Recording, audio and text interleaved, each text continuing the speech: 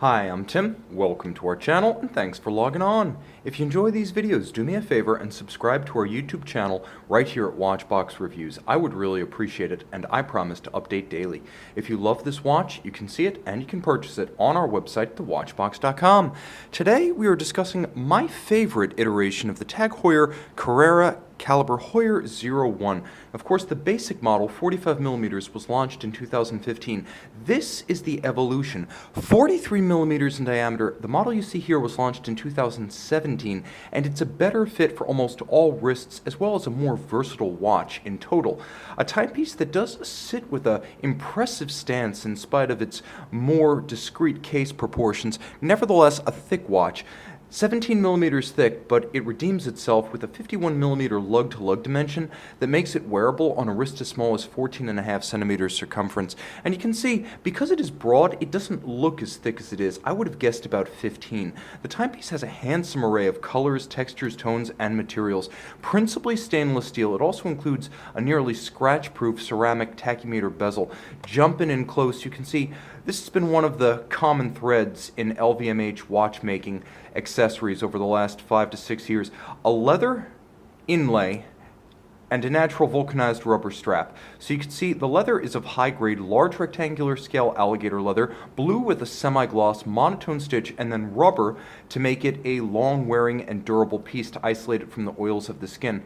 It features a clasp which is twin-trigger deployant, and don't be deceived, although it does look at first glance like a strap designed to be cut to length. In fact, there is no need to cut the strap. There is a minderless system. In fact, there are no perforations, as you simply tuck the excess length inside the clasp, it locks in place, and then there are no minder loops or excess length flapping in the breeze. It's a very clean design. The deployant clasp also giving you security against droppage while donning or removing at bedside. Now moving out, you can see the signature Carrera lugs are present and correct.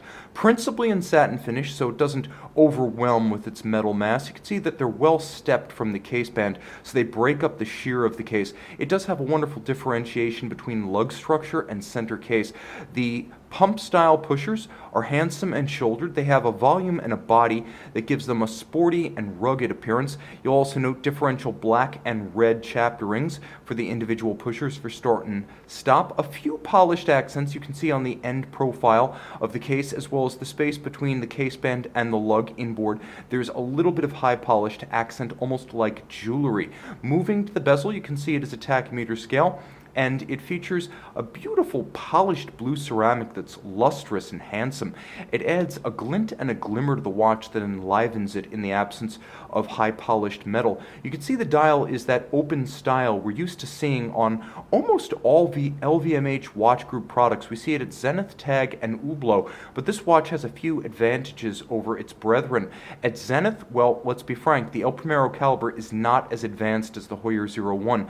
This timepiece features stop seconds. That's not something you're ever going to get on an El Primero traditionally. You're also not going to get on an El Primero a vertical clutch engagement, and yet you get that here with the Heuer 01. In terms of Hublot, well, I can't understand what Hublot has over this one. Unless you're buying one of the upscale Unicos and you're paying well into 5 figures, you're not going to get a more sophisticated movement, and even with the Unicos, I can't say that finish or materials are markedly superior on the Hublot side of the fence. I would go with this. Now the dial is easy to read in spite of its open architecture. You can see that the indices are applique, high polish, and stand out distinctly from the base.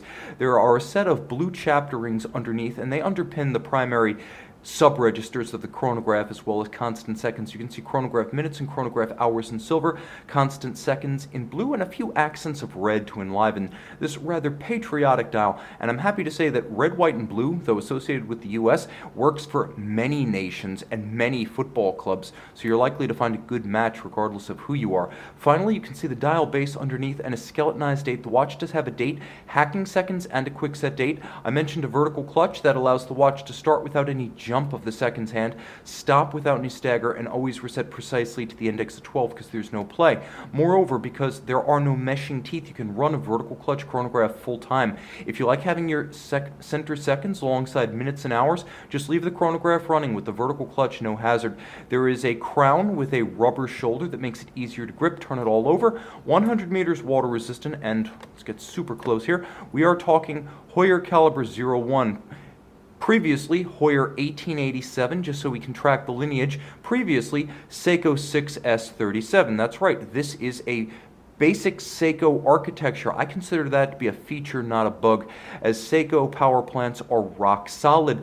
That's like finding out that your timepiece actually has a hot rod engine on the inside. Some of the best in the business, and with a combination of vertical clutch and column wheel, and you can see the column wheel right underneath my finger. This is a full service high horology movement, 39 joules, automatic winding, 50-hour power reserve, 4 hertz beat rate, stop seconds, quick set date, water resistant down to 100 meters, and again the vertical clutch and the column wheel. And I'll add that the column wheel action is quite sharp and crisp.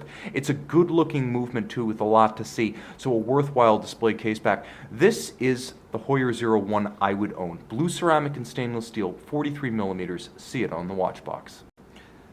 Calibre Heuer 01 in the tag Heuer Carrera. As you can see, polished inner bezel, giving the watch a wonderful night aspect and inner reflectivity.